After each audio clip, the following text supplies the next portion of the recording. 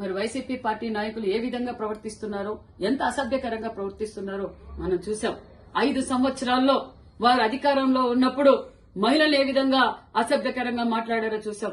యువతను ఏ విధంగా అసభ్యకరంగా మాట్లాడారో చేశారు. మరి మేధావులను ఏ విధంగా అవమానపరిచారో చూసాం. అమరావతి రైతులను ఏ విధంగా అవమానపరిచారో చూసాం. ప్రజలందరూ ఇది చూసే జగన్మోహన్ రెడ్డి గారికి 11 సీట్లకే పరిమితం చేసి బుద్ధి చెప్పారు.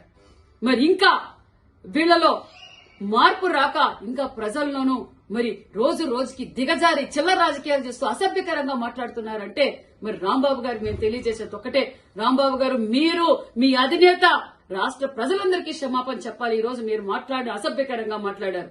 మీరు అధికారంలో ఉన్నప్పుడు, మా ముఖ్యమంత్రి గారు ప్రతిపక్షంలో ఉన్నప్పుడు మేము ఏ విధంగా మాట్లాడామో, ఏ విధంగా రాష్ట్ర ప్రజల కోసం పోరాటం చేశామో ప్రజలందరూ మమ్మల్ని చూశారు. ఈ రోజు మేము అధికారంలోకి వచ్చాం.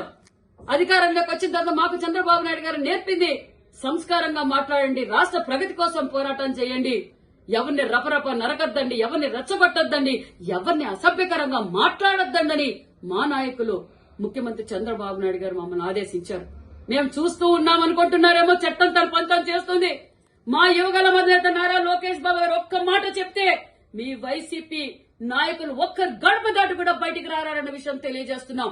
మేము రెచ్చగొట్టకూడదు, మేము దౌర్జన్యాలకు పాల్పడకూడదని మా యువగల అధినేత నారా లోకేష్ బాబు గారు సంస్కారంతో ఈ రోజు రాష్ట్ర ప్రగతి కోసం ఈ రోజు మేము కష్టపడుతుంటే మీరు మా మాన్యశ్రీ ముఖ్యమంత్రి చంద్రబాబు నాయుడు గారిని ఈ విధంగా అసభ్యకరంగా మాట్లాడతారా? సిగ్గుస్తరం ఉందా?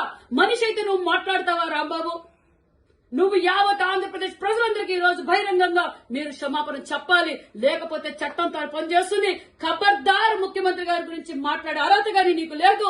నువ్వు సంస్కారహీనుడు. నువ్వు ఏ విధంగా మంత్రిగా ఉన్నప్పుడు పనిచేశావో యావత్ ప్రజలు చూశారు. నువ్వు మహిళలపైన ఏ విధంగా ప్రవర్తించావో మహిళలందరూ చూశారు. యావత్ ఆంధ్రప్రదేశ్ ప్రజలు నిన్ను చీకొడుతున్నారు.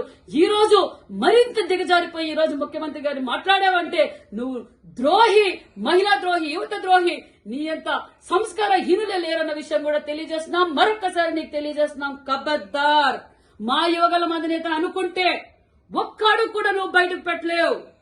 మేము నీకు సంస్కారవంతులం. మేము మీ అధినేత మీకు అది నేర్పలేదు. ఈ రోజు మా చంద్రబాబు నాయుడు గారు మమ్మల్ని అభివృద్ధి ధ్యేయంగా పనిచేయండి, ప్రజల కోసం పనిచేయండి అని చెప్తున్నారు.